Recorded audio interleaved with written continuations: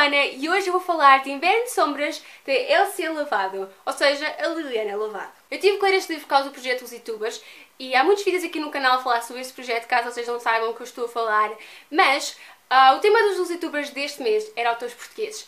Por isso eu tinha que escolher dois autores portugueses que eu quisesse falar sobre eles ou que eu fizesse vídeos em que eles estivessem lá em si. Por isso eu decidi escolher a Liliana Lavado e o Afonso Cruz. Eu já fiz a minha opinião sobre um livro de Afonso Cruz e o livro que eu escolhi foi Os Livros que Devoraram o Meu Pai.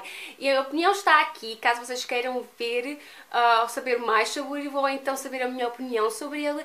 Mas hoje eu vim falar sobre o livro que escolhi da Liliana Lavado. Inverno de Sombras é um livro com muitas vertentes, há muitas coisas a acontecer nele, por isso vai ser muito difícil dar-vos uma sinopse, meio que um resumo, uma ideia do livro, sem vos revelar muito, mas ao mesmo tempo revelar o suficiente para ver se vos deixo assim um bocadinho interessados sobre ele. Nossa personagem principal é a Isadora e ela é uma estudante de Belas Artes. Ela mora em Lisboa com a sua melhor amiga e há uns anos atrás ela perdeu os pais e um irmão num acidente, por isso a única família que lhe resta é o seu tio. A vida da Isadora é bastante normal, até que um dia ela se cruza com um rapaz que quer a todo custo entrar na vida dela e que consequentemente faz perceber que a vida da Isadora não é nada, mas nada normal. A Isadora não é nada normal e muito menos a família dela, porque há muitos séculos que a família dela é encarregada de esconder um grande segredo e de esconder também dois objetos que são muito perigosos e estão carregados de magia.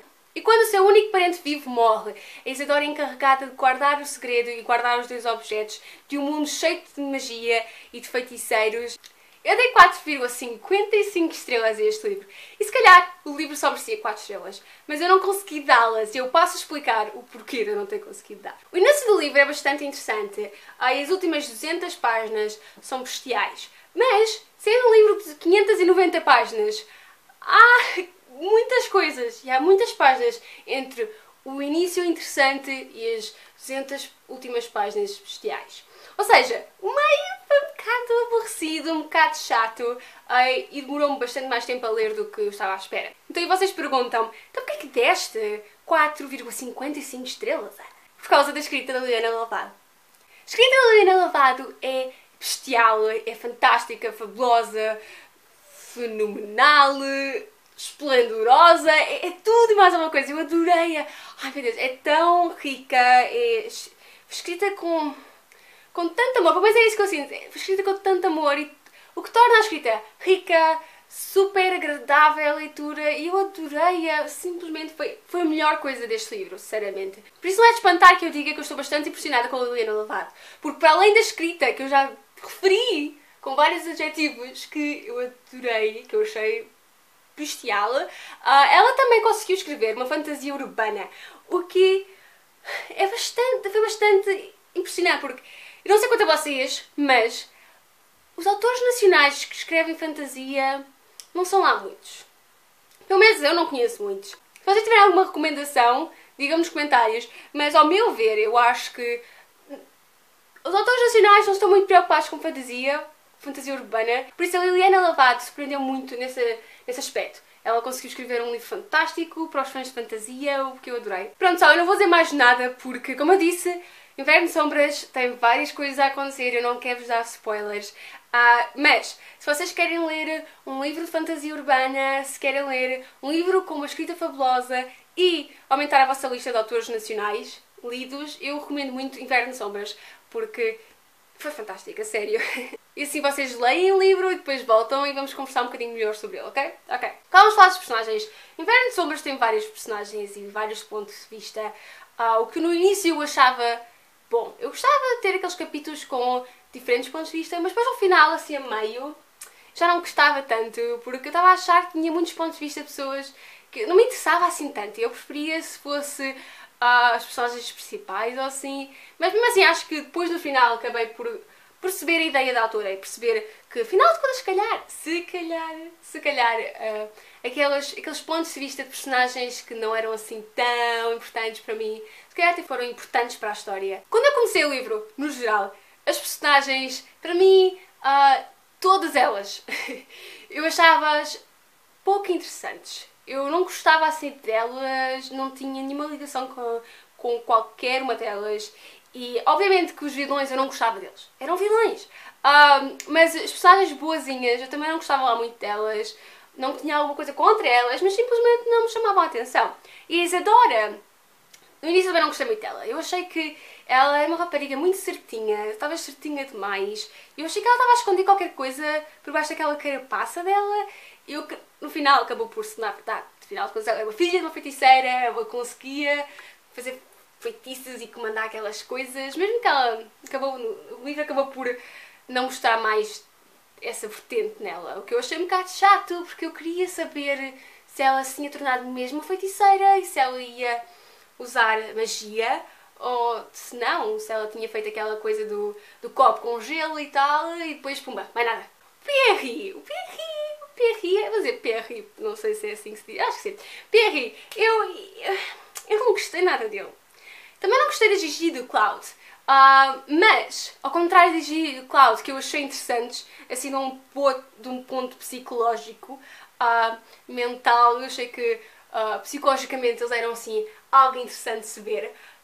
O Pierre não. O Pierre era bastante assim, pãozinho sem sal, ele não tinha vontade, ele não tinha livre-arbítrio, ele era um pau mandado, literalmente, do Danton, e eu não gostava nada dele, muito sinceramente. Se calhar ele era o perfeito namorado, porque ele só tinha coisas boas, ele era uma parte, era um humano simplesmente bom, porque ele só tinha coisas boas nele, sentimentos bons.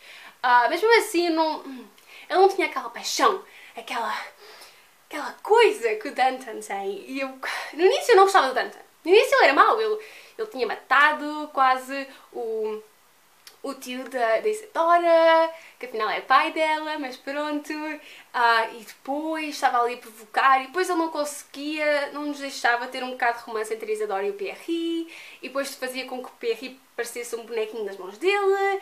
Pronto, eu não gostava muito dele. Mas depois a história vai continuando e eu apaixonei por ele, literalmente. Ele é fantástico. Eu adorei ver o coraçãozinho dele, assim, de gelo, a tornar-se um coração normal, a bombear sangue, sabem? E a apaixonar-se pela Isadora. Eu adorei ver isso, a sério. Eu fez lembrar tanto Warner de Shatter Me. Não sei se vocês já leram Shatter Me. Eu tenho uma opinião aqui no canal, caso vocês não saibam o que eu estou para aqui a falar.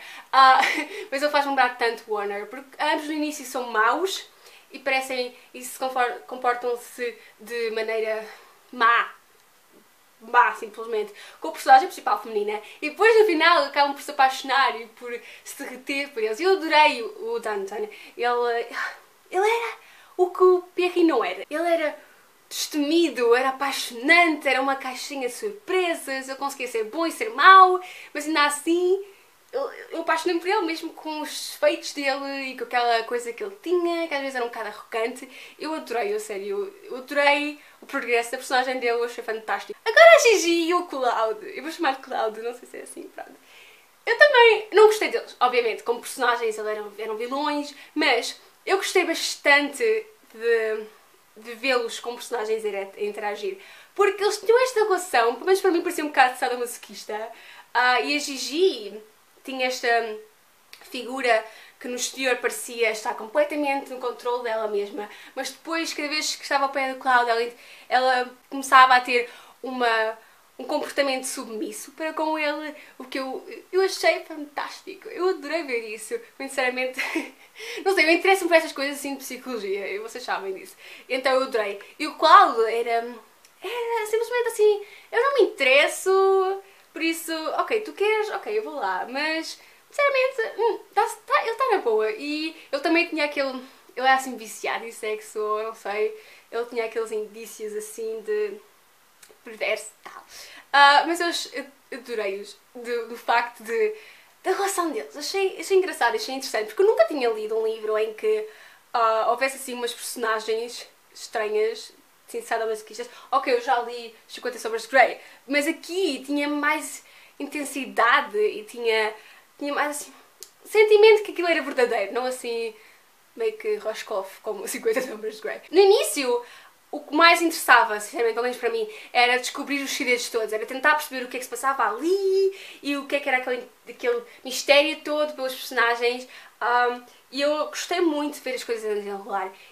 Houve algumas coisas que eu já suspeitava, houve outras que eu perdi-me completamente. Eu fiquei completamente surpreendida com o facto de o tio da Isadora acabar por ser o pai dela e depois o Danton, acabas por perceber que o Danton, ele salvou a Isadora porque ela queria que os pais e que o irmão lá para não sei para onde, já não me lembro, e nesse dia eles acabaram por morrer e ela depois culpava se eu conseguisse, se eles tivessem esperado 1 hora, eu podia ter ido com eles, mas afinal de contas o Danton é que fez com que ela se sentisse mal e impediu que ela fosse, o que a salvou. Foi engraçado porque o Danton era mau e depois acabamos por perceber que afinal de contas se calhar não era assim tão mau no início do livro, porque antes mesmo do livro começar, antes mesmo dos eventos que estão no início do livro, eu já tinha salvo a Isadora, o que foi fantástico. Eu sinceramente não entendi como é que a Isadora não conseguiu perceber quem é que era a mãe dela, porque era a cara chapada da Isadora, cabelos ruivos, acho que tinha ambos os olhos azuis, ou então não. O tio da Isadora, que é o pai dela, é que tinha os olhos azuis,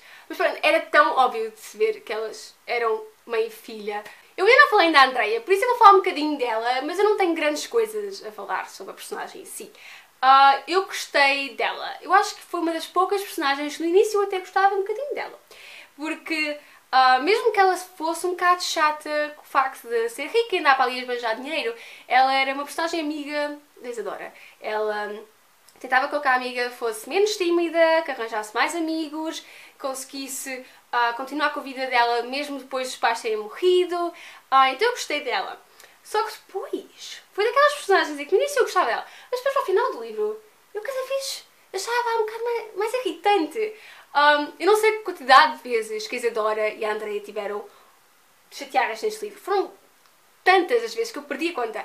E normalmente era por coisas estúpidas, eram tão estúpidas que eu ficava, porquê? Mas o que é que se passa aqui? Então eu comecei a achar a Andreia um bocadinho mesquinha, um bocado, assim, chata. E depois quando eu descubro que afinal de contas ela é uma feiticeira e que afinal de contas ela soube a vida toda dela que era uma feiticeira, porque eu pensava que, ok, é fácil perceber que a Andreia é uma feiticeira, é fácil perceber que se a mãe dela é provável que ela também seja, mas depois eu perceber que ela soube a vida toda dela que era por isso que ela conseguia ter boas notas e conseguir passar, mesmo sem lá estar nas aulas, eu fiquei, isso é tão desonesto, sério. Então eu comecei não gostar dela. A relação dela com aquele rapaz com o nome estranho, eu nem vou tentar pronunciar porque eu vou estragar isto tudo. Eu gostava da relação deles, eu gostava de ver ela ter um namorado que não tinha tantos apoios financeiros como ela tinha, que tinha de trabalhar para sobreviver. Só que depois no final fiquei um bocado assim chateada. O facto de, quer dizer, eu apoiava-os como uma relação e depois eu ver aquela batalha toda a acontecer e ele estar aquela, já não consigo estar contigo, eu não sei, eu ainda tenho que pensar nisto. E eu fiquei, não faças isso, nós estamos aí tão bem, a sério, fogo. Pronto, então fiquei um bocado desiludida com ele, pensava, isso não pode ser assim, amigo, não pode ser assim. Eu estava a apoiar-vos. Eu achava que ele fazia bem a Andreia, só que depois aquilo ficou um bocado estranho. A batalha final também foi assim um bocado estranha para mim, aquilo estava a acontecer um bocado rapidamente, eu estava a ver o que é que está a acontecer aqui, e depois a Gigi matar o Danton, eu, ai que raiva dela, a sério. E muito seriamente eu não sei como é que ficou a Isadora, porque ela matou aquela gente toda. E eu não sei como é que ela se sentiu depois disso, porque em muitos livros a personagem principal acaba por matar alguém e depois mostra-nos como é que ela lida com isso. Aqui neste livro nós já sabemos como é que ela começou a lidar com isso. Muito sinceramente, ela matou algumas pessoas, a Gigi incluída, então eu gostava de saber como é que ela ia lidar com isso e também, como eu já disse, se ela ia tornar-se uma feiticeira assim com poderes, estão a ver? Ou então ia voltar a ser uma rapariga normal. E eu gostava também de saber o que é que ela vai fazer agora com o Danton e o que é que eles vão fazer, se ela vai voltar para a universidade, se ela vai não sei para onde. Não sei, eu gostava de saber, por isso eu gostava que a Liliana fizesse uma continuação. Só para nos mostrar o que é que vai acontecer com a Isadora, com o Danton, com a Andreia, porque eu quero saber o que é que ela... Porque ela supostamente vai agora ser uma feiticeira, porque ela anda lá a treinar os poderes dela. E eu queria saber o que é que ela vai fazer agora com a vida dela. Agora que a mãe delas simplesmente foi-se embora e que o pai deserdou-a, tanto pessoalmente como financeiramente. Então eu gostava de saber... E para além disso, a relação da Isadora e de Anthony, e se eles vão agora à busca de não sei do quê, ou encontrar não sei o quê, eu não sei, eu gostava de saber mais. Se a Liliana está a ver isto, por favor, escreve uma continuação. Isso é fantástico, a sério. Eu ia adorar, muito sinceramente. E pronto, pessoal, foi isto. Esta é a minha opinião sobre Inverno de Sombras. Eu adorei ler o livro. Houve partes difíceis, lá no meio, aborrecidas, que eu estava a começar a desistir dele. Porque eu pensei, isto é desnecessário, eu não preciso disto. Mas depois no final acabei por perceber, se calhar até precisava. Se calhar até fez sentido estar ali aqueles capítulos todos. Que no início, naquela altura, não me interessavam tanto. Mas agora interessam. Pronto, eu gostei muito do livro. Eu recomendo bastante.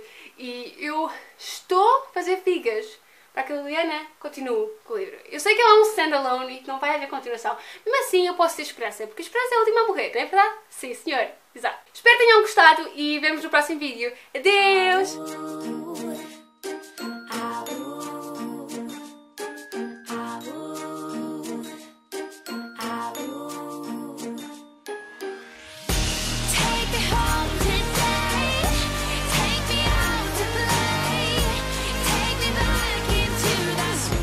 Sweet melody.